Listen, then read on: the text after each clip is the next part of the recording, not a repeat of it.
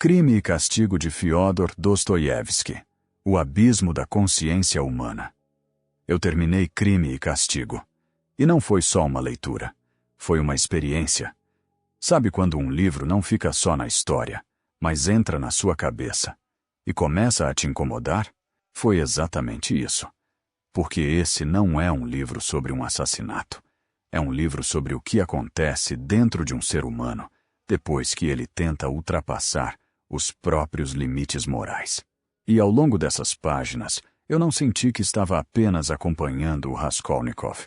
Eu senti que estava preso dentro da mente dele. Raskolnikov é um personagem difícil de explicar. Ele é orgulhoso, isolado, inteligente, mas ao mesmo tempo profundamente perdido. Ele vive na miséria, num quarto apertado, quase sufocante. Mas o ambiente físico é só um reflexo do estado mental dele. O que realmente aprisiona Raskolnikov é uma ideia. A ideia de que existem pessoas comuns e pessoas extraordinárias. E que essas pessoas extraordinárias, como Napoleão, por exemplo, teriam o direito de ultrapassar leis morais, se isso levasse a um resultado maior. No começo, isso parece só filosofia. Mas pouco a pouco, a gente percebe que ele não está estudando essa ideia. Ele está testando. A construção do crime. Antes do crime acontecer, Dostoiévski faz algo brilhante. Ele nos mostra o processo mental. Não é uma decisão impulsiva. É uma construção. Raskolnikov observa a velha agiota, calcula horários, pensa nas possibilidades. Mas ao mesmo tempo, duvida, hesita, se contradiz. E isso é muito humano, porque o tempo todo parece que ele está tentando se convencer mais do que realmente decidido. E tem algo perturbador nisso. A gente percebe que o crime não nasce só da necessidade. Nasce do orgulho, da necessidade de provar algo, de provar que ele é diferente, que ele está acima. O crime, quando o assassinato acontece, não tem glória, não tem controle, não tem genialidade. É caótico, violento, desesperado, e tudo sai errado. Esse momento quebra completamente a ideia que ele tinha de si mesmo, porque o homem extraordinário, que ele acreditava ser, simplesmente não aparece. O que aparece é alguém perdido, com medo, agindo no desespero. E naquele instante, o livro muda completamente de direção. Porque o crime não é o clímax. É o começo do castigo. O inferno interno. Depois disso, a mente do Raskolnikov começa a desmoronar. E essa, para mim, é a parte mais sufocante do livro. Ele entra num estado quase febril. Tem delírios. Oscila entre momentos de frieza e ataques de culpa esmagadores. Às vezes ele parece indiferente. Em outras, ele está à beira de colapsar. E o mais interessante, ninguém sabe ainda oficialmente que foi ele. Mas ele já está sendo punido. E isso muda completamente a forma como a gente entende justiça. Porque Dostoiévski mostra que a consciência pode ser mais cruel do que qualquer tribunal. Personagens como espelhos. Uma coisa que me chamou muito a atenção é como os outros personagens funcionam quase como reflexos ou contrapontos ao Raskolnikov. Cada um representa uma forma diferente de lidar com sofrimento, moral e dignidade. E entre todos eles, dois se destacam de forma brutal: Porfiri e Sônia. Porfiri, a mente contra si mesma. Porfiri não é um investigador comum. Ele não corre atrás de provas de forma direta. Ele observa. Ele entende pessoas. E, mais importante, ele entende o Raskolnikov. As conversas entre eles são quase duelos psicológicos. E tem um momento que ficou marcado para mim. Quando Porfiri fala sobre como alguns criminosos acabam se entregando, não porque são descobertos, mas porque não conseguem viver com o que fizeram, como se no fundo quisessem ser pegos. Aquilo não é só uma teoria, é uma descrição exata do que está acontecendo. E o Raskolnikov percebe isso. Mas ele não consegue reagir de forma racional.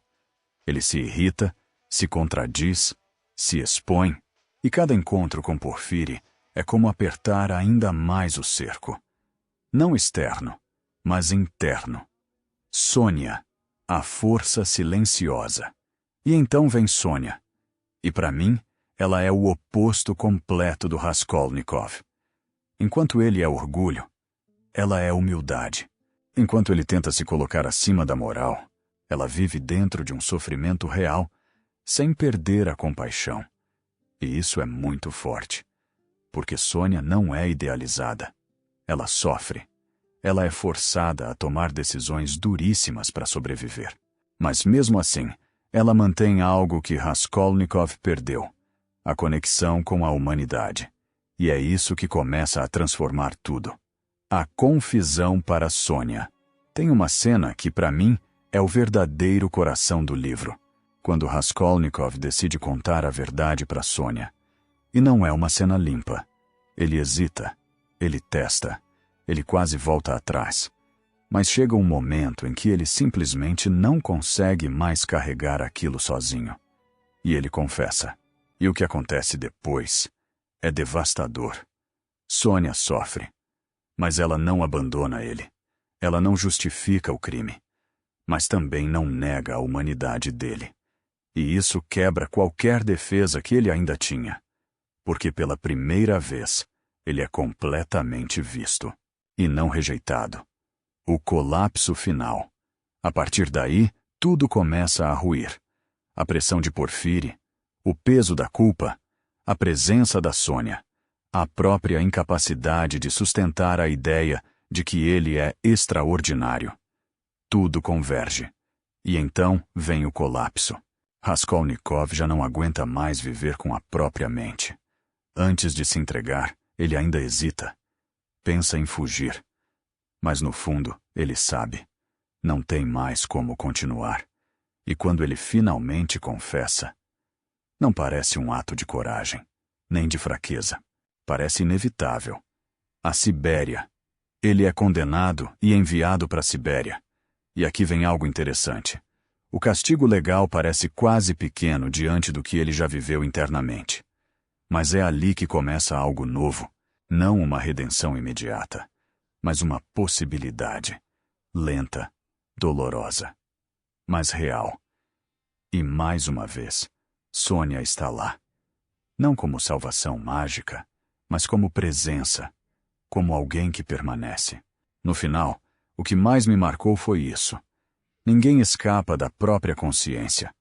Você pode criar teorias, justificar suas ações, tentar se convencer de que está acima do bem e do mal. Mas existe um limite. E quando você ultrapassa esse limite, não é só o mundo que muda. Você muda. Raskolnikov acreditava que poderia fazer algo terrível por um bem maior.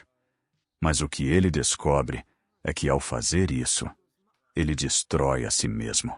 E isso levanta uma pergunta muito forte. Existe alguma ideia que justifique perder a própria humanidade? E depois de tudo, parece que não. Crime e Castigo não é só uma história sobre culpa. É uma história sobre orgulho, sofrimento, consciência e sobre o preço de tentar ser mais do que humano. E talvez a maior lição seja essa. Não é possível fugir de quem você é. E você, o que acha? Raskolnikov merecia redenção? Ou algumas escolhas são irreversíveis? Se gostou desta explanação sobre a obra, nos ajude a fazer crescer esse canal para podermos mais. Muito obrigado, amigos.